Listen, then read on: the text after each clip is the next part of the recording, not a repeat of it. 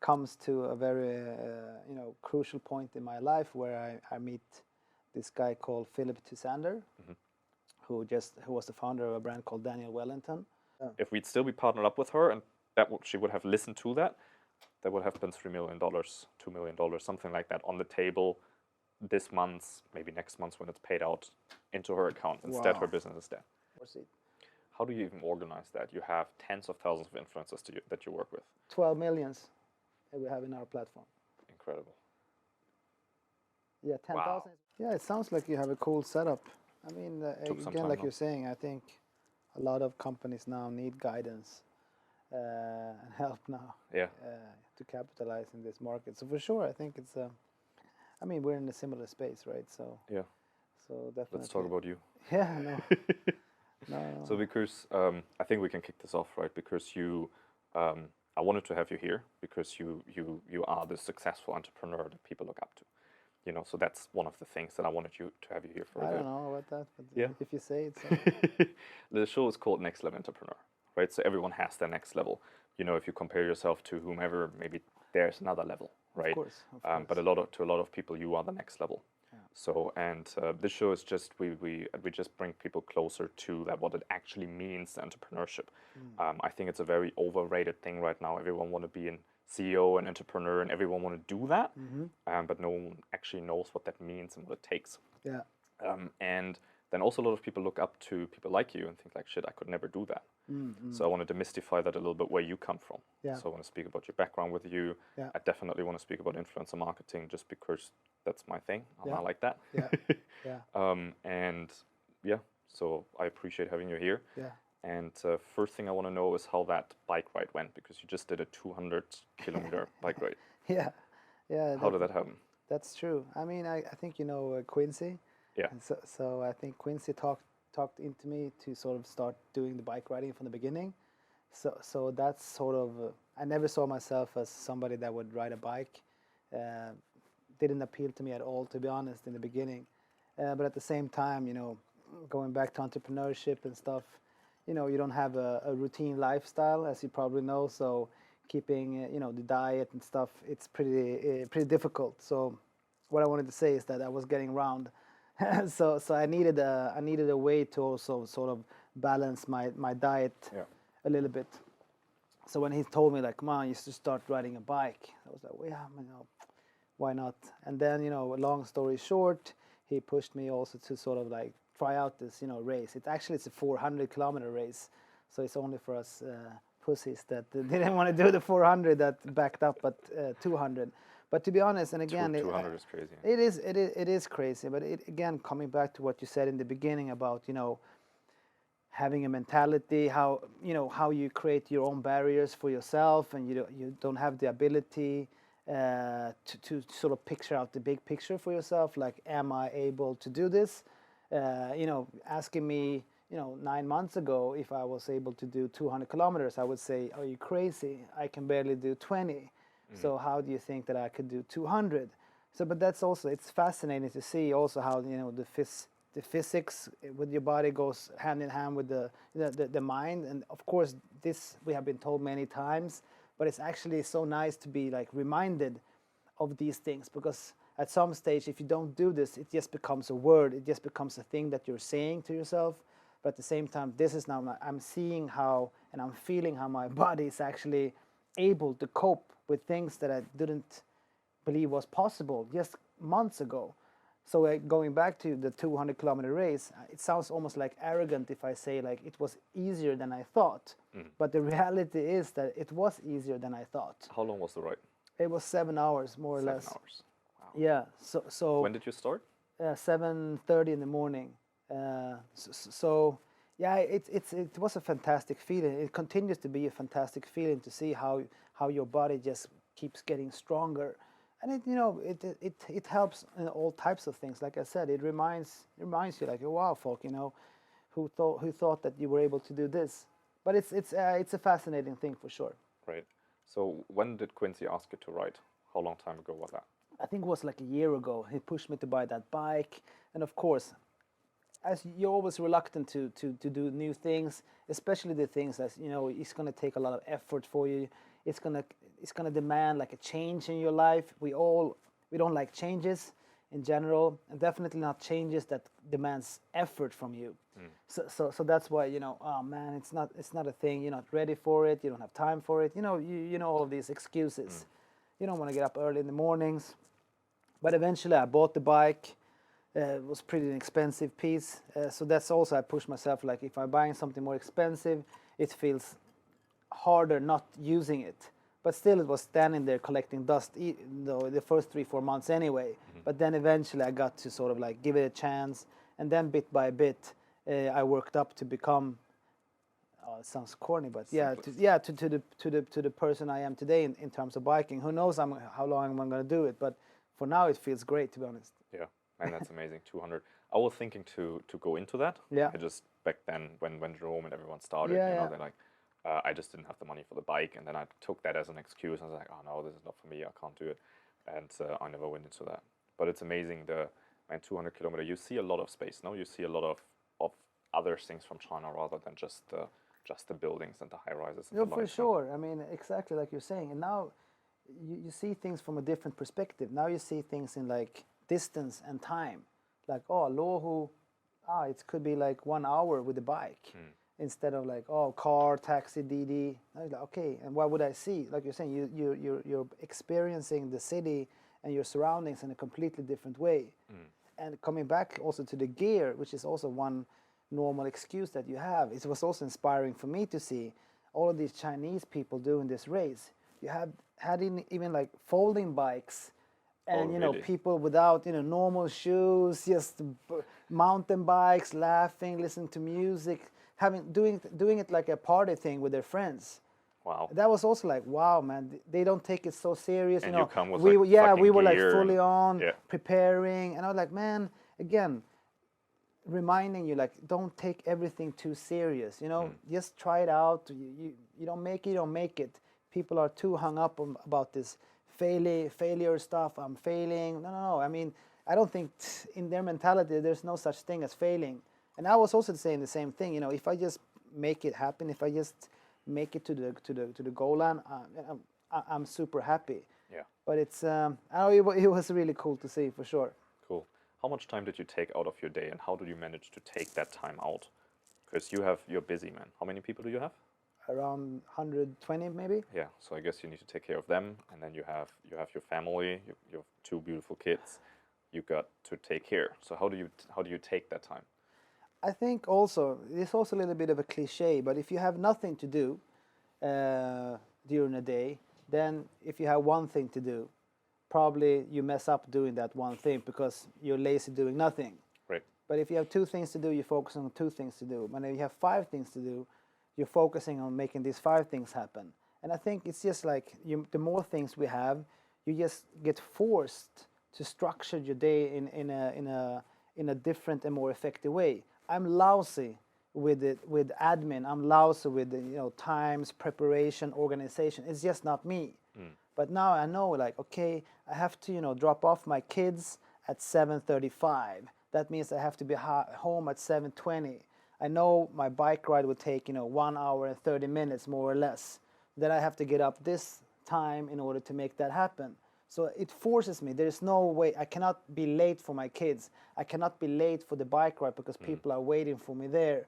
I cannot be late, to drop the kids off to school. So all of these things forces you to just have a more structured life, and that makes you more effective because you're pushing a lot of things into in an effective space because you can burn time very easily doing nothing. Yeah. And it's a nice way, but at the same time, it's also fascinating to see, like you're saying, like you're asking, you can push all of these things in one day. You bike riding, take care of the kids, go to work, be a good leader or whatever you want to call it at the office, be a good father, be a good husband, and then be a good tennis partner with a double or whatever it might be during the nighttime. So there's really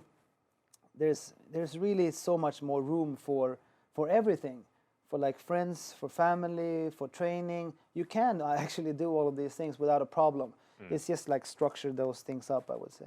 Yeah, so it's really about structuring the business in a way that frees you up and you can actually do these things and build the habit building the habit of actually going up and having the accountability by these people. I would say that you not need to do building the habit also sounds like I would say like forcing you, because doing these things, like I said before, you're pushing yourself outside your normal comfort zone. You know, it's so super nice to just focus on one thing, like I said, work, go home and watch some TV, some Netflix or whatever. It's a nice life.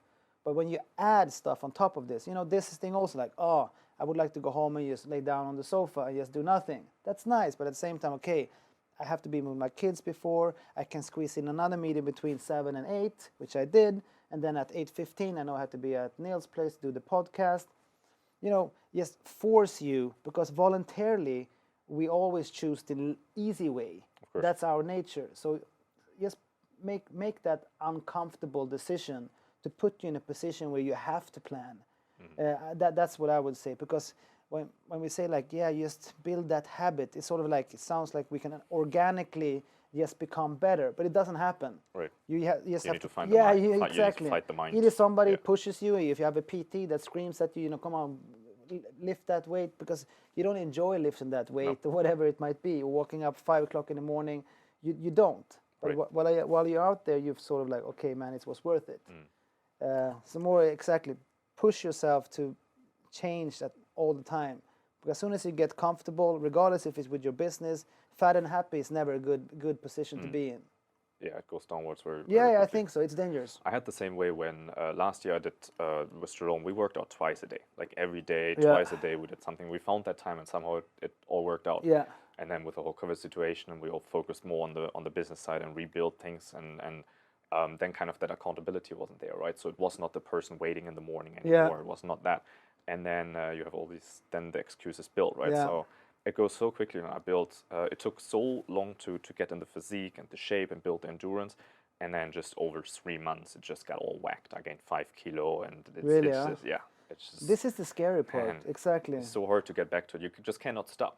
Yeah. Right? It's not like you do this and it's like, when is this finished? When is it enough? Like, when can I lean back and relax? Yeah, right? yeah. But it's just not going to This happen. is the scary part, like you say. I mean, and that's why people, you know, end up going back to bad habits, etc. Because it really needs to become part of your life. And it's also interesting to see, because a lot of these bike riders, they really made biking a part of their life. I still feel like, yeah, I have to push myself to do this. It's not part of my life, you know, organically. It's not built into me yet. Hopefully it will be a part of me where I feel like, you know what, I'm just going to bring my bike to my vacation because it's part of me. Tennis is that's the thing for me. But of course, in terms of reward, in terms of burning calories, biking is way more rewarding when you can see actually the effects way quicker compared to tennis. That's why I sort of like this one.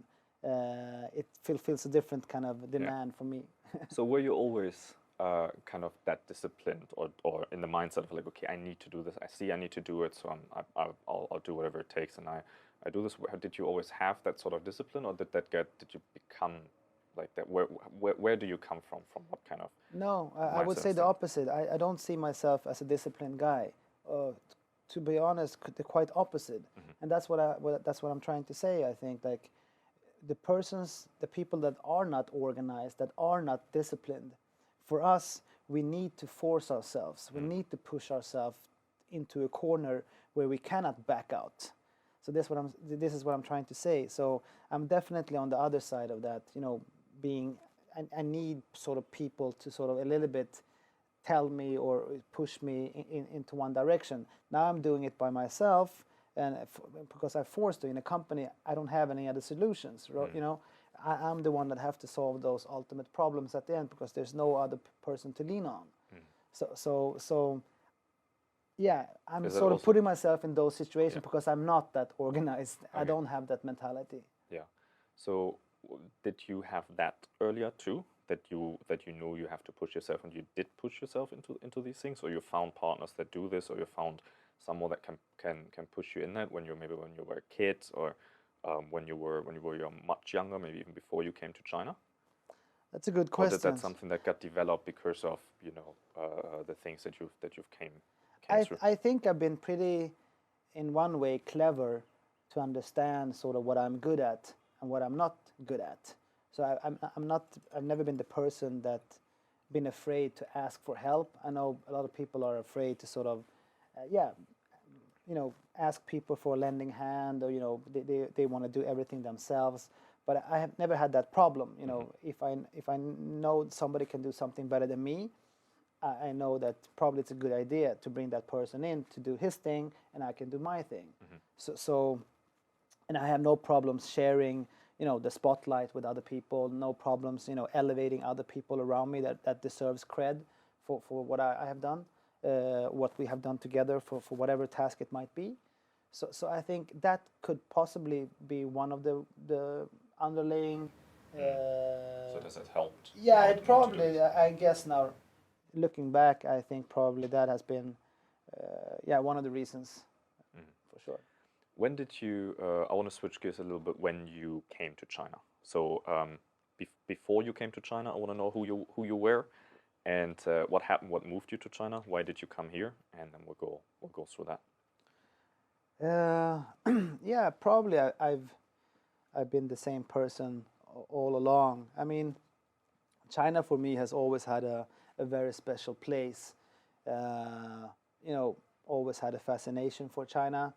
I always say like Where did that come from? Yeah, big fan of the kung fu movies, and something about maybe being also seeing China with its long history. I come from a mixed family. Mom Spanish, father Swedish. Growing up in Stockholm, Sweden, so maybe like this semi rooted person that didn't feel maybe quite at home, maybe in Sweden, not at home in Spain, and without that mixed culture thing. And I don't know, for China, it seemed like they had such a strong and old culture with all of these things. So something again attracted me with China. So that's why already, like I said, back in the 98, I did my first market entry strategy for a Swedish company, and that's sort of where I also realized that this is sort of something I would like to pursue. Doing something with China. And again, 2003, I did my MBA, and I got a scholarship to go to Beijing to do my last year at my MBA at Tsinghua University. And that was the sort of the final decision for me, where I realized for sure, China is not decreasing in fascination for me, au contraire. I feel like this country is getting more and more interesting. I mean, 2003, that must have been amazing, like the changes from that you see then. Yeah. It's a very different world. Yeah, now, at that time I was living in Beijing. I think 25% of the population didn't have their own toilets, so they relied on public toilets, etc. You can just smell these toilets from kilometer away almost, because so it was for sure it was a different vibe than it was. How did that make you? What on that made you feel home then? When you say, okay, this is where I want to stay. Was that after university you wanted to be here, or did you go back to Stockholm and decided later you kind of made the serious decisions like, okay, now I want to move from here to here, or did you just get stuck and stayed? No, after the university, I sort of also liked, because as you know, studying Chinese, etc., you're investing a lot of time in this. So at the same time, as I was studying my MBA, I also did full-time Chinese, which means like 4 hours a day from 7:30 or 8 o'clock until noon. So those hours that I put in, along with the last year I did with my MBA, sort of I also, again, coming back to that, I forced myself to not back out. Then I already invested too much in this to back out. So then I knew that I had to capitalize on what I did, because I made a decision to move from Australia, where I did my MBA, to Beijing. So then I would that would be very stupid of me to not use that. To not utilize that, right? to use that knowledge. And at the same time, I also got some positive feedback from Swedish companies, contacting me already at 2003, 2004, that saw also a need for people that had relevant Chinese skills. So that also made me encouraged me to, wow, I'm onto something interesting here. There also weren't too many other other foreigners around, right? Exactly. So people were like, "Oh, how good do you speak Chinese? Now, can you think you can do this? What can you do? Like, how can you do operation over there?" And I could see like people were really like enthusiastic about how they can use me inside China. So then I sort of knew and got that confirmation that, man, Folke, stick to this. This can be something. Yeah. You're onto something here. So your gut feeling is right. So yeah, in the year 2006, I started my clothing brand, which was the reason I came to Shenzhen, because most of the production was allocated here in the Shenzhen area. What made you want to start a clothing brand? Because I came back to Sweden 2004, and then I ended up at the distribution company in Sweden for clothing. So that's why I was sort of, I learned that was my first business I understood. So distribution of clothing, and at the same time I also felt that the distribution company, same problem today, that the distributors today, as well as back in the days, they don't invest in the brands. They capitalize on them and they try to squeeze out the brand equity that the brand has built up back home, but they don't make the brands bigger, or they don't make the brands grow. There's no promotion. No, there's nothing. There's no brand building promotion. The distributors have like 5% of something of the revenues that should go to marketing, but it's just increasing their margins basically. So I also saw a big potential for doing stuff better. I putting stuff into branding, because I've always been fascinated about selling, and so that's why we're like, what, I think there's room for a clothing brand, specifically in denim, because also, I mean, in Sweden there was just a brand launched called Cheap Monday, that later H&M bought. So it was the first. I mean, in Sweden we had like nudie jeans and acne jeans, and both of those brands were like high end, like €100, something like this. So we saw, then Cheap Monday came in, and they completely like killed the market with like a 30-40 euro pair of jeans, which didn't exist. Yeah. So we were like, wow, why don't we do something in between, like for 60-70 euros, also brand the hell out of it, make it a cool brand.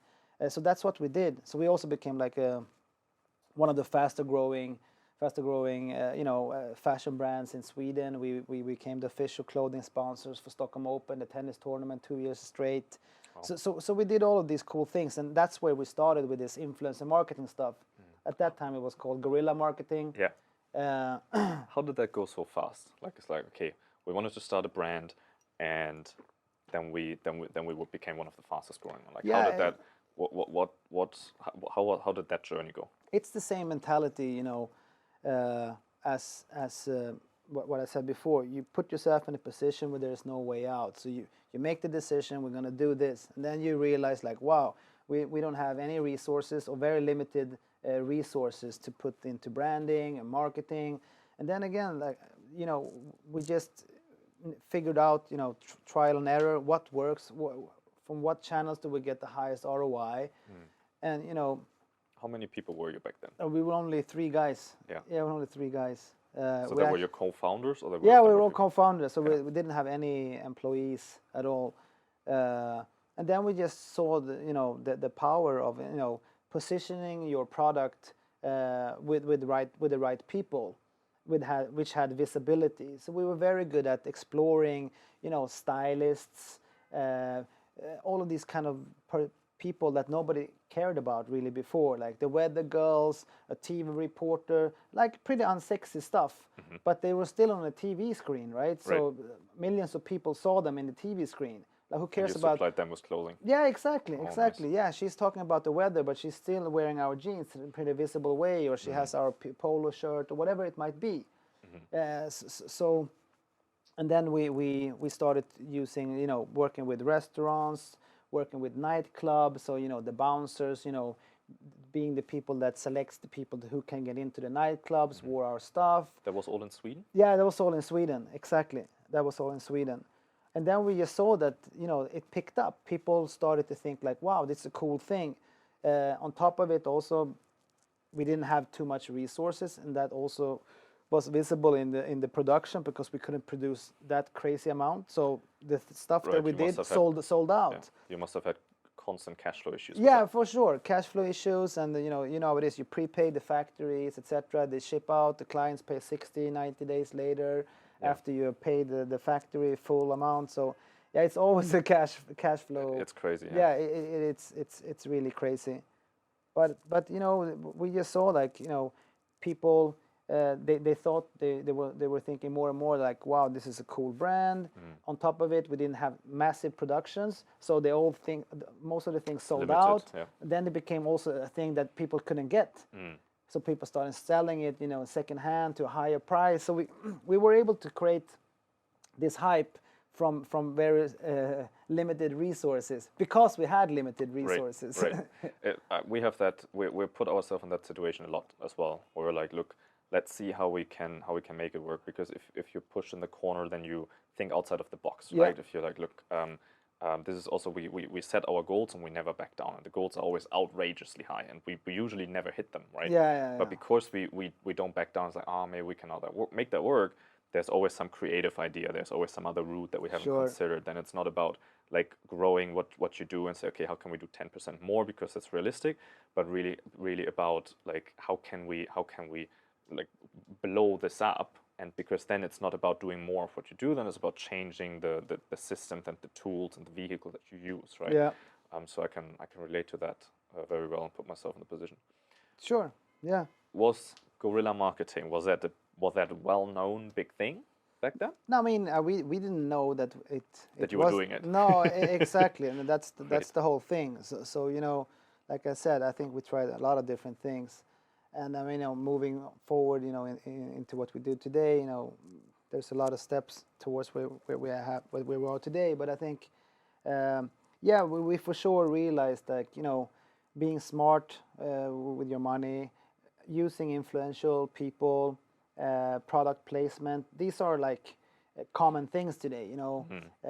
But like I said, it was pretty early days for these things, and we saw definitely a lot of people being not being used for this purpose, which we could explore. So it ended up really like having the biggest TV channels in Sweden banning our products because they at the end of the day they demanded money for the visibility in the TV screen. So we had like 2 out of 3 judges in X Factor Sweden sitting with our products, and they were like, no man, this is too much now, we have to sort of, and they started taping our logos out, and you know, it became, they're trying to like get money from us. We say, no, we cannot control what they're wearing in TV, in the TV. So you know, then they like, okay, we're gonna cut all of your clothes out, and say, okay, do that. But we also knew it's gonna be impossible because we are everywhere basically. So yeah, you know, and that's where again, you know, where we understood that, yeah, this type of marketing, yeah, is powerful for sure. When did you make the switch between using these marketing strategies, in fact, then advanced marketing strategies that you use for yourself? When did you start thinking about, well, maybe if I'm using this and it works so well, maybe I could do this for other people and monetize that? When did the shift happen of saying, okay, we move from our brand to working with other brands or for other brands or helping other people with that? Yeah, I mean, I think for sure it comes to a very you know, crucial point in my life where I meet this guy called Philip Tusander, who was the founder of a brand called Daniel Wellington. So it's a small brand just started in Stockholm, Sweden, also actually from Uppsala, very close to Stockholm. So at that time, I was launching my clothing brand in New York. So I'd just been in New York for a couple of years trying to make the brand fly in New York, realizing that the unique selling points I had back home, I didn't have them in the US. So, of course, the US being a very competitive market, and in clothing also being very difficult to succeed in. Yeah. So, yeah, the US is crazy, man. If anything, the marketing there is just so good. They're so good marketers, and it's so persuasive, and it's sales incredible. team, marketing. Yeah. They're good with production. They're good with packaging, and yeah, like you say, in all those things, they're really better than you. So at the end of the day, I felt also like, wow, I really have nothing to offer this market. You know, we talk about what value do you offer? What value shit, do I you? don't Yeah, know. I know. And to be honest, I was trying to answer that question to myself, Right. and I was like, yeah, to be honest, you know, my stuff doesn't really add anything to what this market needs, and it feels at the end of the day, it just feels That's stupid. a great realization, Yeah. right? Because a lot of people just keep fighting. It's like, okay, eventually it's No, but it's we gonna be did there. also. I probably kept on doing it stupidly a couple of years too long also, because it becomes like you become emotionally attached to your baby, right? And you never know, right? No. You know this drawing, the cartoon where this guy is like picking Yeah, his way yeah, through yeah. and it's stopping in You're front so of the close. goal, right? You're so close. How the fuck you know, Yeah, right? So correct. how do you determine? Okay, it's we should rather switch the focus to something else, Yeah. or we keep pursuing. Like, how Yeah, do you make that decision? for me, again, coming back to your original question, it was like I said. So this Philip guy, he rented a space in our office in New York. So we had an office about this size of this room, but it was a good address. It was like on 7th Ave, on 40th or 39th. So like 1 block from Times Square, in the heart of the fashion district. So he rented a place. He was also very, you know, convinced that he's going to make his watch fly in the U.S. And sitting there and cold calling from a chair like this. And long story short, we also started to sort of like, you know, experimenting, you know, being mentors to one each other, because we have done some cool stuff with our clothing brand. So we were a couple of years ahead of him, but he was more like e-commerce focused. So he saw more of a. We were focusing a lot on like the agents, finding distributors all over the world. Where he was more like, no, I don't want to rely on distributers. I want to have a more, B2C guy. I want to have a more B2C solution, which I sort of I thought was interesting. And also he was both of us were very interested in social media and influencer marketing. And from us also coming from that influencer marketing space, we really hit off in a good way.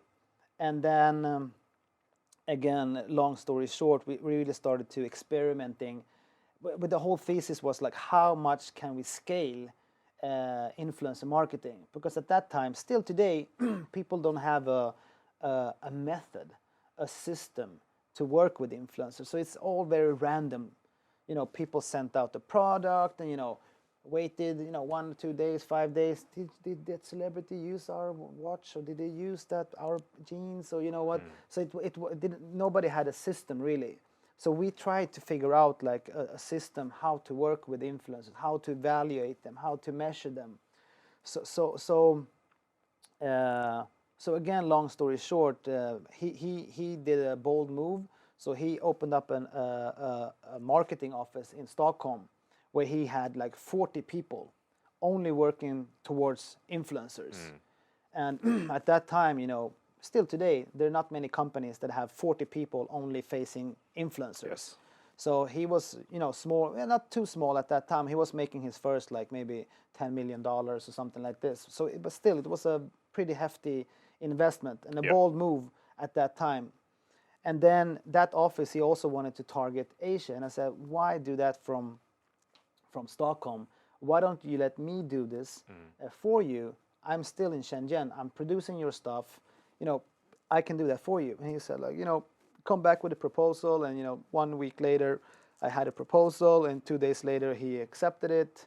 And 2-3 months later, we had an office up and running, just, you know, behind, you know, G&G in the building beside it. Yeah. It was basically nothing there. It looks still bad today, but at that time it looks worse.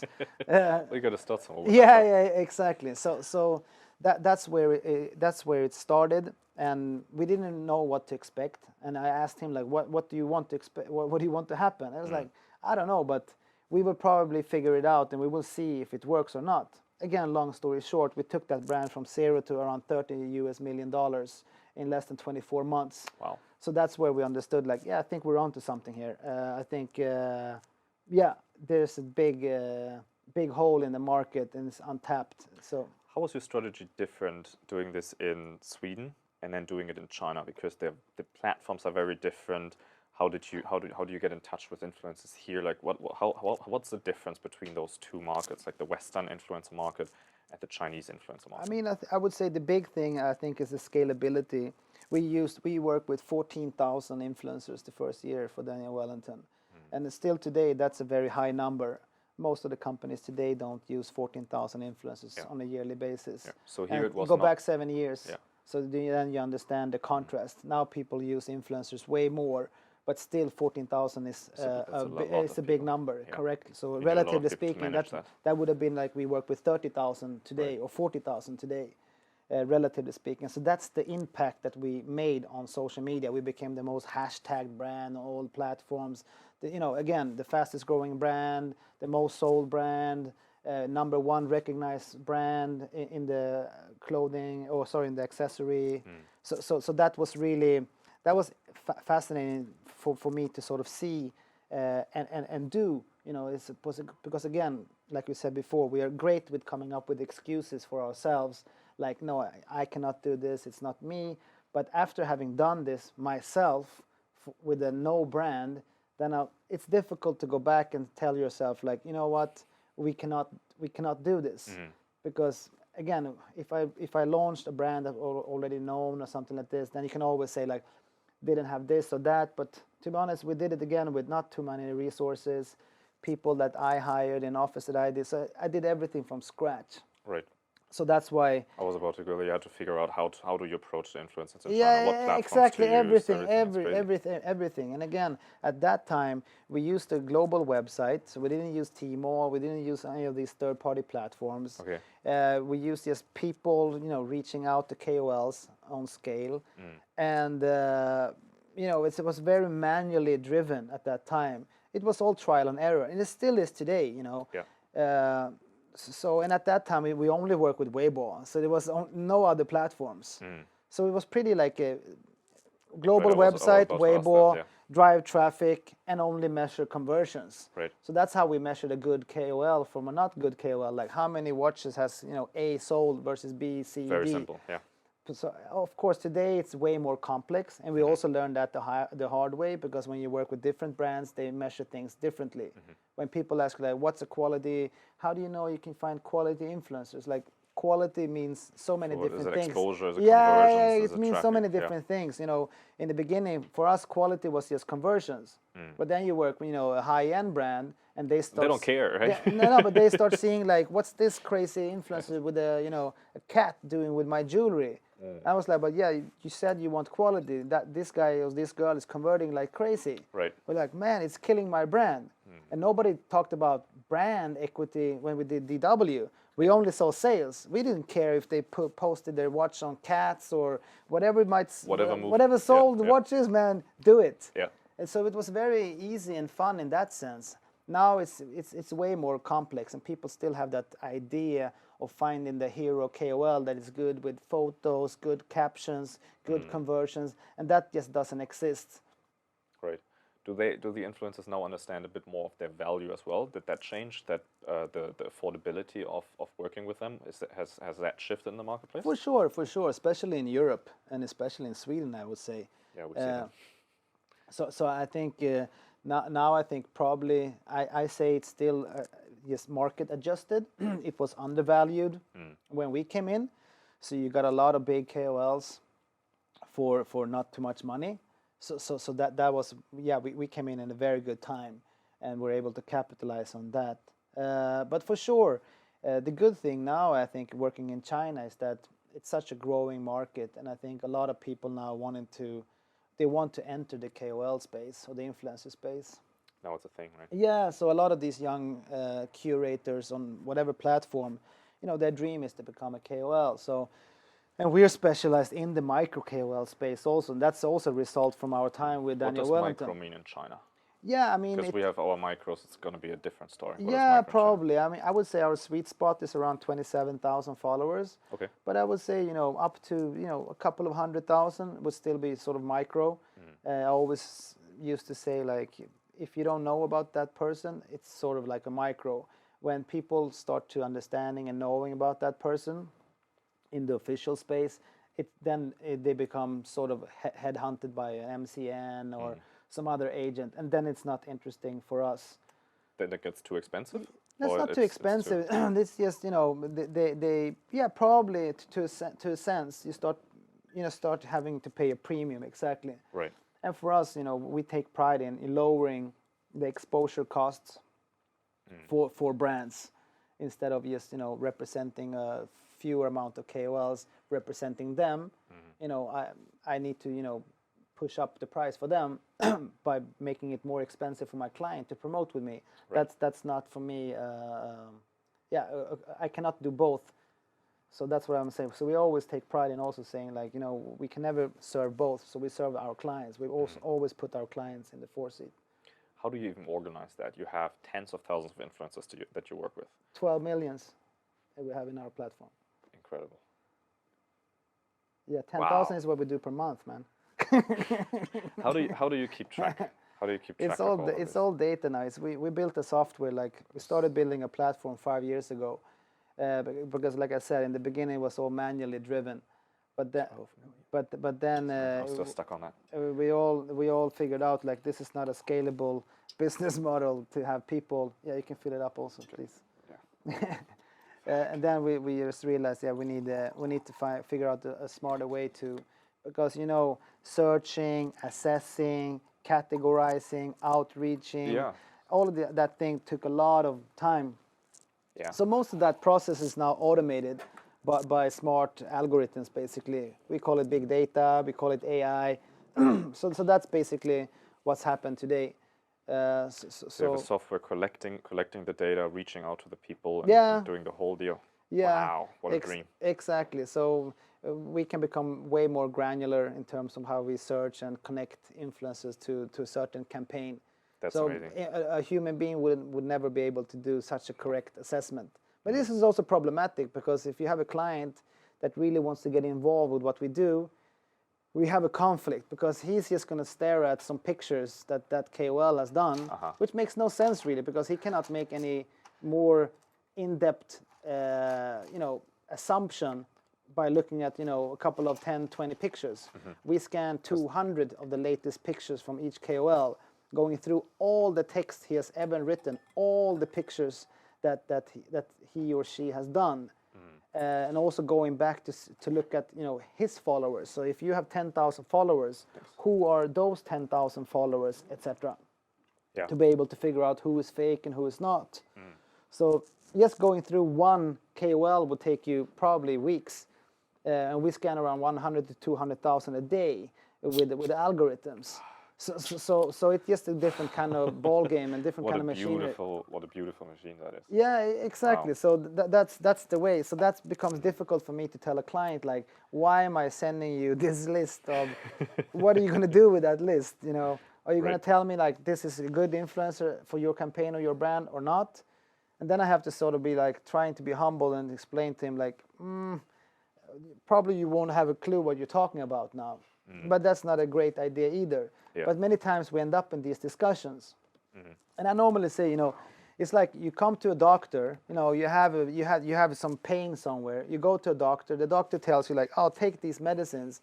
And all of a sudden you're like, I think I should take this type of medicine. I heard my friend told me this medicine. And at the end of the day, you start self-curating, eating your own medicine, totally neglecting what the doctor actually told you to take. And this is what's happening. Why do you come to me in the beginning? I'm the specialist in this field. I have way more data, way more history, knowing exactly what you need. Instead, you're like, no, I want this medicine instead. And then you become, way more ill because you wouldn't self-medicate. Yeah. But this is what, and then you're going to blame me. Like, I don't feel better now. Like, yeah, of course you don't feel better now. You didn't take my medicine. Right. We have that situation right now with someone we partnered up with, and then she broke up the partnership. She's like, she had huge problems with her supply chain. The supplier wasn't good, so we did the whole thing. We found a supplier, built a relationship, great payment terms, like all the thing, right, all the groundwork. And then once that was done, she's like, oh yeah, like I think I'm good. Like we're good here. And during the time, I kept advising her on something she was doing in her ad strategy that would kill her. Like, I was like, look, if you keep doing this, you cannot do this. She just wanted to take a little bit money out every month. I was like, look, you still have to invest a little bit. You have to make them more stable. If not, you're going to be killed. And she didn't want to take that anymore. She's like, look, we're done. Like, that's it. And a month later, her business broke down because Facebook closed her accounts and like everything was, it's just like she and she was on a was I think at $150,000-$160,000 a month in revenue. Wow, it's on good. that. Yeah, and so she basically, the business died, killed the business, and now we had the meeting yesterday with venture capital firms. They came in and it's like, we need to spend money. We have $200 million. We need to spend them. They already knew our partner and they have a little bit of a track record. And they're like, man, we look for a brand right now that we can invest between $1 and $3 million. Yeah. If we'd still be partnered up with her and she would have listened to that, that would have been $3 million, $2 million, something like that on the table this month, maybe next month when it's paid out into her account. Instead, her business is dead. Insane. And obviously it's also my fault because I wasn't persuasive enough and I couldn't tell the right stories to move, right? But man, there's so much, people are so a lot of times so short-term focused instead of seeing investing in the big picture, you know. Sure, and I understand, you know, people are reluctant to give away that security because China in itself creates a lot of uncertainty. And then, of course, they have built up their brand for a long time, for many brands, so their brand DNA, all of these things, it becomes a very strong part of what they do. The problem is that China is such a different animal. And, again, coming back to Daniel Wellington, they came to us and said, like, we are a preppy brand, okay? You need to understand what a preppy is. And gave us, that lecture, what a preppy is. What is preppy? Yeah, exactly. What is preppy? No, but it's one of, these like high school jocks, people with too short pants with sailor boots and, it's preppy. You look it up. Google it. So, and I was like, okay, I understand because I'm from Sweden, I know. And half of the office looked exactly the same. Right. But that's also like a Swedish thing. But again, long story short, I told them that target group doesn't exist in China. Mm-hmm. So if you want to be like hardcore with your target audience, that audience doesn't exist. Right. So either you want to grow and then you do it, image, yeah. Then you do it, you produce something that the Chinese actually like. Or you don't grow and you be loyal to your brand identity. But what do you want? And then everybody's going to say, no, we want both. But again, your audience doesn't exist. Look at the market. Look around you. Look how they wear stuff, Look how they dress. Look how they behave. It's a completely different thing. I see people hang up on that so much. Yeah, no, of but course. this is who we want to sell to. This is exactly. who it is. There's no market for that. Yeah, but this is our... Yeah. Okay. So you see what I mean? That's selfish, yeah. Yeah, and then at the end of the day, they were cool. They was like, okay, man, we focus on the sales. Great. If we can just agree to focus on one thing, then we're fine. But also people think that they can have it all, that we can stay 100% true to the brand back home, and we can also stay true to the Chinese audience. No, man, think again. Either we want to do this right, and then it's the Chinese way. This is their market. They're telling the terms, what they like and don't like. Right. It's not you. Okay, we can try to convince them. But it's also cost more money and be more... a hard job, it's a hard job. Yeah. Crazy. How did the platforms change? What other platforms are you doing now? You said before was Weibo. What other platforms? What's like the main platforms? Is there a main platform, or is that exactly just spread out? That's the thing. I think we work with 22 different platforms today. Wow. To give an idea how fragmented the market has become. Of course, this also creates a lot of uncertainty, and also raises the barrier to enter this market, which is good for people like you and me because then what we do becomes more relevant. But the cool thing with China now is that they have like 5 platforms for each social media platform that we have in the West. So they have like 5 Instas, 5 Facebook, 5 Twitters. It's also 5 times more people. Yeah, I know, for sure, for sure. Yes. So you're right. People say like, oh, is that a video platform, a short video platform? You're like, yeah, sort of.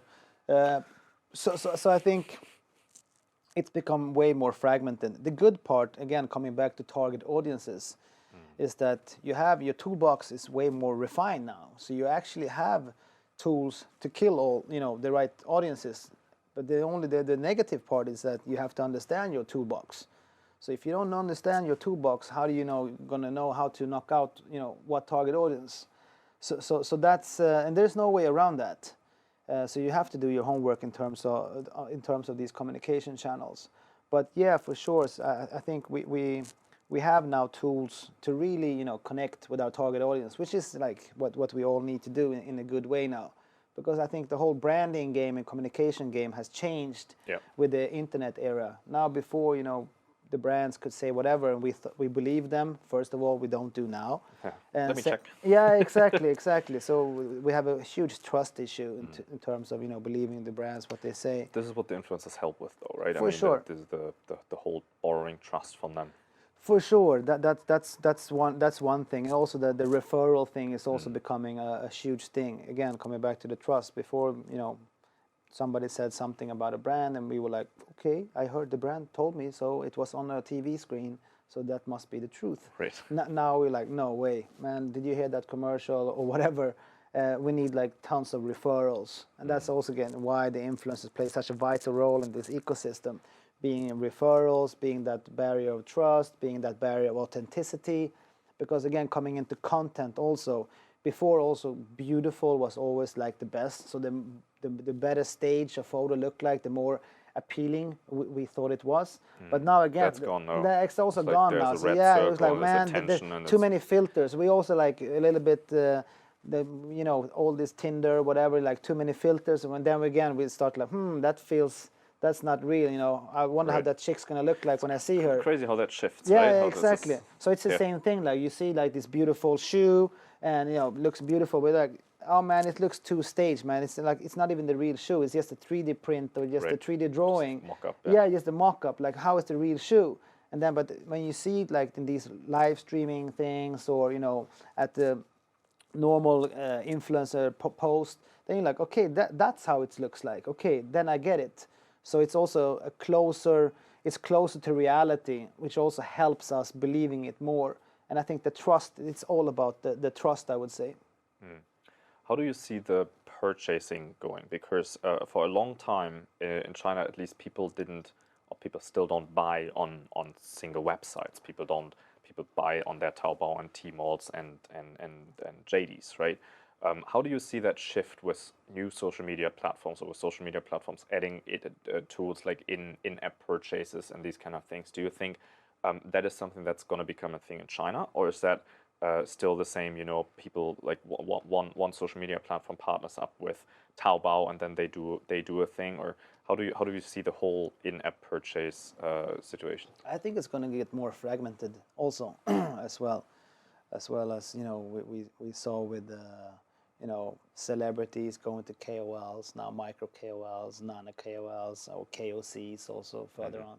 And all of these people, they're going to realize, like, I have some sway, yeah, I have 500 people following me, but they really like how, the style, how I ride my bike or how I play tennis. So, if I start promoting or, talking about a specific product, I have sway over over those people. And, they're going to be able, because the barrier to create the brand, to create the product today is so much lower than it was for 20 years ago. We can probably create, 3 brands in 1 week here from Shenzhen in regardless sector. Wow. So I think, and all these influencers going to also, all these people, not influencers, like all these normal people are going to figure that out. And so I think, and all the tools are going to be out there. How long will it take you to open up a Shopify or a live streaming account, or do whatever you want? So it's going to be way easier for people to capitalize on good ideas. So for sure, platforms also going to capitalize on their curators on that platform. So definitely, we're going to see a lot of different movements taking market share from the big players today. When you see, let's say in the Western world, TikTok, right? TikTok is the new thing where people are still sort of undervaluing themselves as an influencer, which is the biggest growing, still not most used platform. So you can get really good numbers out of that, or at least that's what we're seeing in the Western world. Is there kind of an equivalent in China, like something that's upcoming, something that's new, something that's growing to be big, something that's like the new thing where people are heading to? Or is it just too fragmented? I mean, I think there are a lot of platforms, but I think Douyin is still one of the platforms where the platform boosts, yes, good content and how it defines good content. And obviously, that's always a hard definition to understand because probably they change how they define good. But for sure, I would say like 10-15% of the content that we produce on the platform with influencers become like viral. Oh, wow. And I mean, when I say viral, I mean without us boosting the post. So the platform itself paid to boost it. So people So nice understand. when that is still a thing, right? Yeah, Because exactly. that was stopped at one point.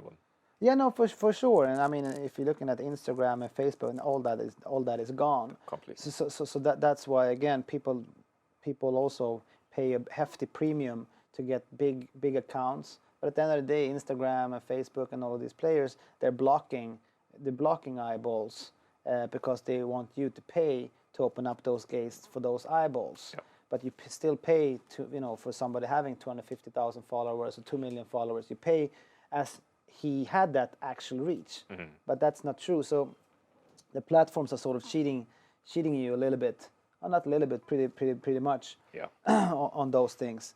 As for Douyin, I would say in TikTok, you can actually because get it's such more. it's the challenge to do that, the barrier of entry, like what you said earlier. It's so much higher to work with influencers. It's like the everyday seller, the everyday person, the one that started a brand. Yeah. It's so much more difficult to actually, like, most people don't even know how to approach kind of medium level influencers. Sure. So to Facebook account, like, you can create an ad account in 5 minutes and have an ad up. Yeah. Right. So that's the ease of entrance again. No, for sure. So yeah, so that's how I see it. So it's going to be, again, coming back to Daniel Wellington. I know I talk a lot about it, but people told us also like it was impossible to do outside the normal Chinese ecosystem, and we just did it through their global site, like I said before. And Yeah, I'm that is saying amazing. that. I mean, I'm because saying I've never that, heard that. yeah, from exactly. anyone I'm else. saying that because people also told us back in the days that it was impossible, and people still say the same thing. And people today are way more open for cross-border e-commerce, buying directly from foreign brands. So it's way easier, I think, than it was before. I think 2 years ago, I think cross-border e-commerce grew 8 times compared to domestic e-commerce. Incredible, right? So I think, it's not easy, but I think having a solid, traffic plan, is the main thing. And I know Ali, they have been very good at, brainwashing people to think that the only way to succeed is through Tmall, Right. which isn't true. What Tmall ends up, being is like, most of the people, will not make money on Tmall. 90% of the people will not be profitable on Tmall. No, it's a race to the bottom. Yeah, exactly. They collect data from you, they sell that data to competitor, and then they're bidding that data towards competitors, and it's very difficult. So for me, I always tell brands also, like, where do you think that the brands should experience your brand in the best possible way, and it always have to be their flagship store, and that flagship store online is that's their online flagship store. Right. The Tmall can never portray or communicate your brand in the best possible way or the way you want it.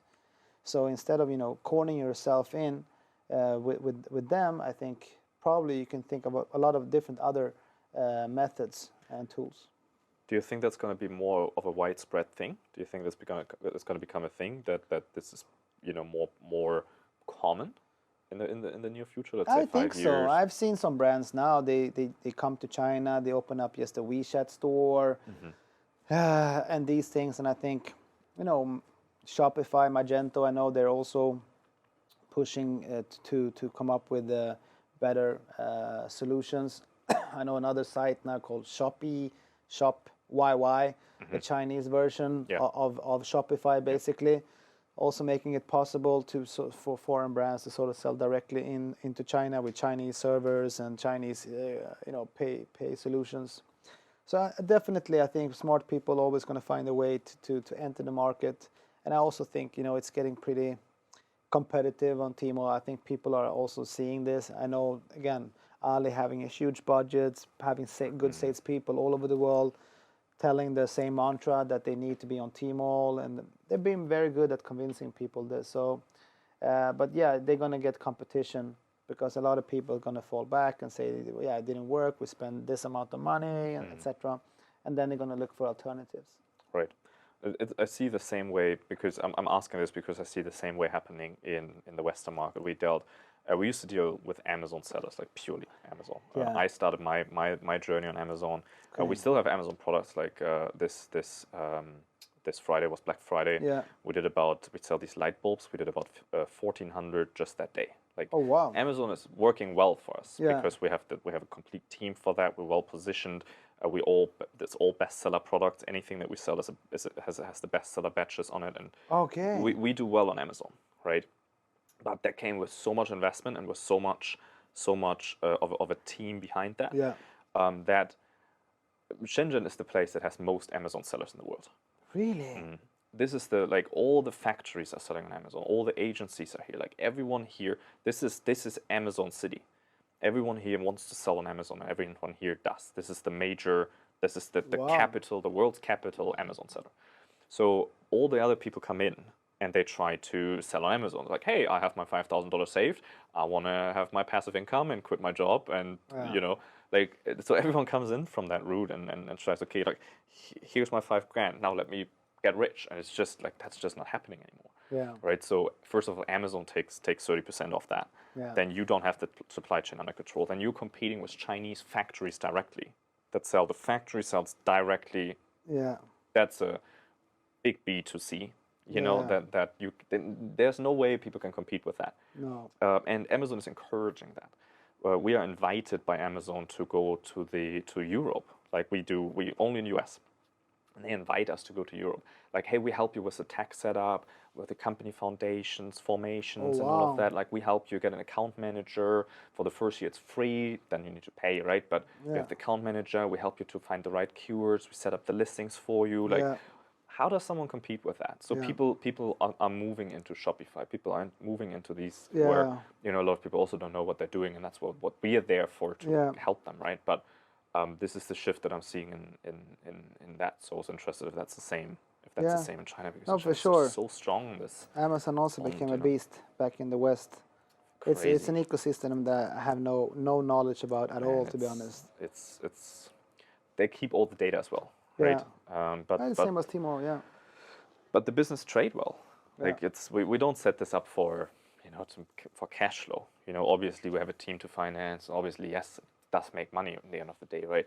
But it's really just for, like, you build it up, you sell it. You can sell just the Amazon business. You don't need to sell the whole brand. You just sell the Amazon side. You just sell the listing or the account, and that trades on a 35 to 40x on gross revenue. Really? So revenue minus product minus shipping minus in Amazon ads. Anything else not taken into consideration. So there are big valuations on these businesses that actually don't pay a lot that don't cash flow a lot. So this is where we specialized in for a long time. Now we're going out. Now we like the branding. We like that because we see the power in having influencers do it. We see the power in search engine and people actually finding you, people recognizing your brand, and this is so much more powerful. It's not like the quick conversion thing, right? But it's a long-term brand building, and those valuations are way different, know. So this is where we go. If someone want to work with you, like what kind of people usually approach you? What kind of brands? What kind of, like, where do they stand, and who usually are the people that you work with? You mean as a client? I think a normal misconception is that I think. Obviously, I mean, social media came and dropped down like a bomb on the world. So then I think, people were just in a big shock, and then people slowly started to realize, like, you can use this as a communication tool, and then maybe, as a commerce tool. And I think, again, a big misconception is that I think we're slowly starting to see the end of this, but I think a misconception has been like, is social media for me? Like, oh, I'm selling alcohol. Do you think I should be in social media? Like, we're an industrial company. Should I be in social media? And like, It's the same like 20 years ago. Yeah. Should I have a website? Yeah, should I have a website? Or no. Should I have a homepage? Right. Should I have a homepage? Right. Is it for me? Like, yeah, everybody should have a homepage. Yes. And I think like everybody must be on social media today. And I think a lot of people didn't understand this. Like, yeah, you need to be on social. It doesn't matter if you're like making locks or, it doesn't matter how unsexy the product might be. You still probably need a social media presence. Because again, that's where the younger generation is. They're on social. Every situation soon. I mean, if you look at Facebook, that has exactly. shifted And completely. then, I'm getting older now in this scene. So for me, it's like, and all the decision makers, they're all, my age or older, and that's even worse because they're taking these critical marketing decisions for big brands. And if they watch Doing for 5 minutes, they're gonna be good at like that. Yeah, they don't even know. They don't even know what it is. They've heard about it, maybe read about it sometimes. But they don't know anything about this. And what I wanted to say is that we always have a tendency. I mean, now I say we, as my generation, have a tendency to think like, yeah, the younger generation is something, that it's not such a big deal. We don't have to sort of look after their interests. But the sad reality is now that generation, they have become the majority now. They are now shoppers. Yeah, they are the big spenders now. It's like, it's not like me 40 plus now, that we are the most important part of the big market. It's not, and especially coming into China, as you know, it's the young kids. Country. Yeah, it's such a young kids. I mean, exactly. So it's like the 35-year-olds, that drive the Porsche and the Bentleys. It's not the 55-year-olds. And same when it comes to Louis or all these luxury products, like you would probably in Sweden and Europe, it's older people, that buy the Hermes shawls, scarves, or whatever it might be. Very different. It's very, very different, exactly. So that's why, again, I think it's a big shock for brands. Like, instead of being a boring, old grandma brand for Hermes, now they're gonna, mix it with a, baseball cap and a Hermes thing. It's gonna look very, very different. Yeah. Targeting a completely different target audience. So it's going to be different in every way. So yeah. So who are the clients? Who are the ones that should do it? You said everyone should do it, right? But who is the right one for you? Who's the right one that, if anyone sees it and is like, look, this is like, I need this. Who is this for? No, like I said, you all need. There's room for improvement for all companies. They're not utilizing social media or influencer marketing in a good way. I can say that across all industries. So it doesn't, like I said, we work with world-leading global brands in probably every industry, from like music streaming, from hospitality, food and beverage, from alcohol, from fashion. We work with them, so I know. So it doesn't really matter. Like I said, the good thing is that people and companies are realizing, like, you know what, my company was so popular 10 years ago and I was a global leader, and now nobody wants to work longer because it's not cool any longer to work at the big bank or a big furniture chain like it was back in the days. When I graduated, they got all of these talents for free. Now, no, they'd rather work for a small startup in Shenzhen, or start up something by themselves, or be an entrepreneur. So they have to sort of fight to get these talents from Harvard, Stanford, whatever it might be. So it's also it's a critical thing for them. It's not like should I or should I not be. Like, yes, you have to be, because the new kid that's graduating now, he's born like 2000, or 2002. Do you think he reads old like industry magazine? No, man. He doesn't care about your brand. No, exactly. So I think it's important to understand that they have a completely different way to digest and consume information in general. Oh, okay. Before we come to an end here, I want to know what's next for you as a person, for you as a brand, for you as a business. What's going to come for Volker? I'm continuing the path. We are probably the leading, if not one of the leading, influencer marketing companies in China and Asia. So I think just, continue to run, and hopefully I can run faster. in the following years to sort of cement that position. So that's sort of how I see us growing. I probably we just opened up an office in KL a couple of months ago, and that market is already profitable for us now. Taiwan is continuing to grow. Nice. So I think just continue to increase physical presence in Asia, I think, and in China, for me to just continue to be number one. Cool. What's the last word that you have for people? Word of encouragement, word of and a tip that you have, an advice. What's your best advice for people that are watching this, and maybe they are in China, maybe they want to go to China, maybe they have a little brand here already, maybe they're starting up. Like what's an advice here for you, and how they can make it? Yeah, I think there's a lot of misconceptions about China in general. So I think again, push yourself, force yourself to actually come here to have a look. And I think we have had so many people coming to visit our office, and they all go back to Europe or in the US and have a different idea about what's happening in China, how Chinese are, where they are, relatively speaking, towards China and the Chinese. So yeah, if we talk about China, definitely there's no excuse not coming here. I think it's essential for everybody to have a look inside China. So I think that's sort of what I would assume, and especially if you have some kind of interest for entrepreneurship. And we all know this. Yeah, we all know this, that have been living here for a while. It's such a new Klondike thing, I would say, that you see all of these different things happening. So it's a great inspiration, I think, for people that are, like I said, interested in entrepreneurship. Yeah, I think it's such a waste of time to be here and not be interested in that, or not pursue any sort of entrepreneurship, or at least learn something about it in the capital where this happens. I think a lot of people look around and they, like you say, they see the 25-year-olds in a Bentley driving by, and it's like, I got rich parents, that's the mummy, whatever, billionaire. But it's not that case. A lot of times it is. Right? But they're also they are really smart people that just made it, that had the right ideas. Of course, a lot of them are self-made, and regardless if it's their mom and dad, they're also self-made. There's no old money here. No.